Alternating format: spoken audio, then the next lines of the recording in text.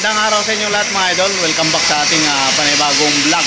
So ngayong araw mga idol ay meron tayong mga tips na ituturo kung paano ang tamang paglilinis sa mga pipe na stainless na ating wini-welding sa ating sidecar. So ipapakita ko sa inyo mga idol yung ating unang-unang mga gagamitin para sa paglilinis ng ating pinag-weldingan na mga pipe o kaya mga tubo na stainless mga idol. So na mga idol, kailangan natin ng grinder. Ito yung pinakaunang-una nating kailangan mga idol sa paglilinis ng ating pinag-weldingan mga idol. Pangalawa ito mga idol, itong grinding disc. Yan, tawag sa amin ito yung bato. Yan, ito mga idol. Ito yung unang-unang gagamitin natin na ikakabit sa grinding disc. Pangalawa mga idol ay itong flap disc. Yan. Itong flap disc mga idol ang pangalawa nating gagamitin sa paglilinis ng pinag-weldingan ng mga pipe ng sidecar. Pangatlo mga idol, itong non-woven pad. Ito. Ang tawag sa amin ito mga idol ay pangkaskas. Yan, pangkaskas siya. Yan, non-woven pad mga idol ang ating pangatlong gagamitin na ikakabit sa grinder. At syempre mga idol, mayroon tayong panghuli na ikakabit sa grinder na pinaka pang finish product mga idol, itong Baping Cotton. Ayan. Yan, napakalambot nito mga idol, yan o. Ito yung pinaka magdadala mga idol ang pinaka finishing product ng unit na ating lilinisin na katulad ng mga parts ng pinag-weldingan mga idol ng tubo. At syempre mga idol, hindi magiging makintab ang stainless na ating ibabaping kung wala ito. Ang tawag dito mga idol ay Baping Soap. Ayan. Ito yung pinaka finished product. Nilalagay ito mga idol doon sa dito mga idol sa cotton Baping na ito. Ayan. Dito siya nilalagay itong ating Baping Soap. Ayan. So ngayong araw mga idol, ito ang ating lilinisin. Ayan. Ayan yung ating mga pipe na stainless. Ayan. So mamaya ipapakita natin mga idol yung finished product. So ayan na lahat mga idol ang ating gagamitin ngayong araw sa paglilinis ng pinag-weldingan ng stainless. Ayan. Grinder, mayroon tayong flap disc, mayroong Baping Soap, mayroong Baping, non-woven pad, at itong grinding disc.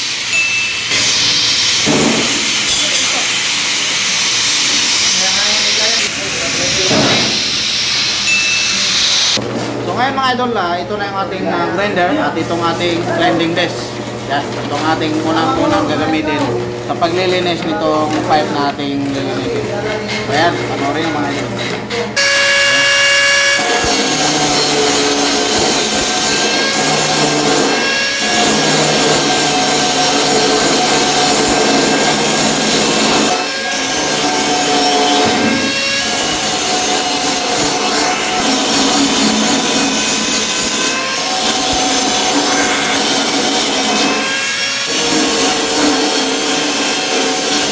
So ayan mga idol, bali nagamit na natin itong una nating materials na ginamit dito sa paglilinis ng stainless, itong grinding disc. So ito yung kanya nagawa.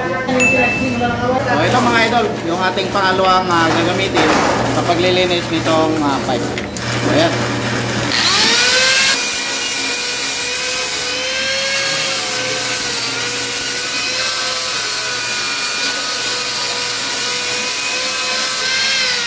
Kapag gamit nga pala nito mga idol, so kailangan maganda yung paghahasa.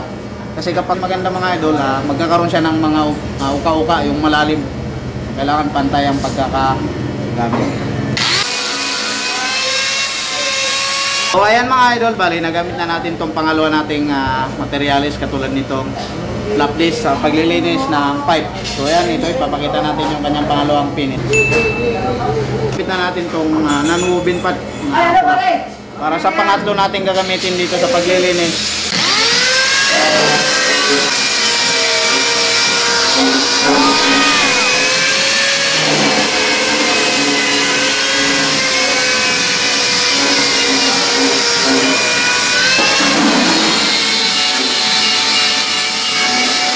So nga pala mga idol, ang paggamit nito, medyo idiin nyo siya doon sa parts na pinag-weldingan para talagang makakain niya yung mga matalas-talas. Kasi itong item na ito ay nasa pangatlong kategorya na pang finished product. So ayan, parang ganito siya mga idol.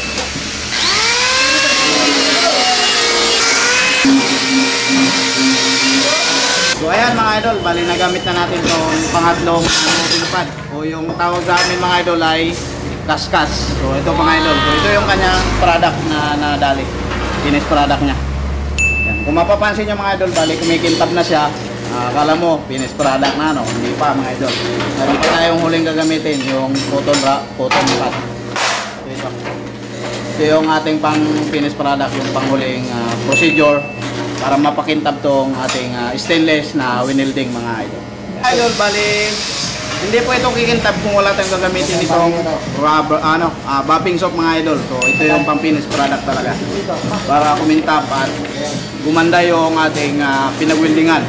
Mawala yung ano yan, yung parang mga kaskas gawa nitong ating pangatlong ginamit. So ayan, ginamit. Siyempre mga idol, lalagyan nyo yung parts na ito dito para mamaya ipapatama natin doon sa pinag-renderan natin. Tira natin ng tatlong procedure. So ito yung pang-apat na procedure mga idol. So ayan.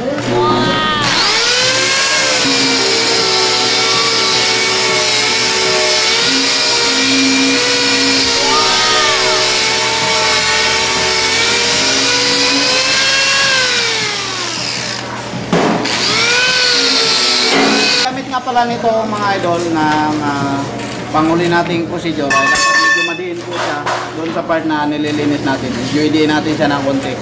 At siyempre lagi nating lalagyan ng bopping soap.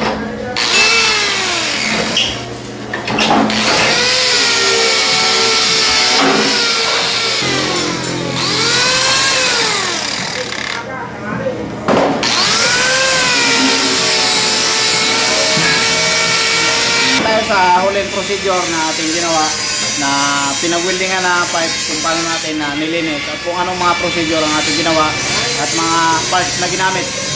So ito mga idol, papakita ko yung finished product.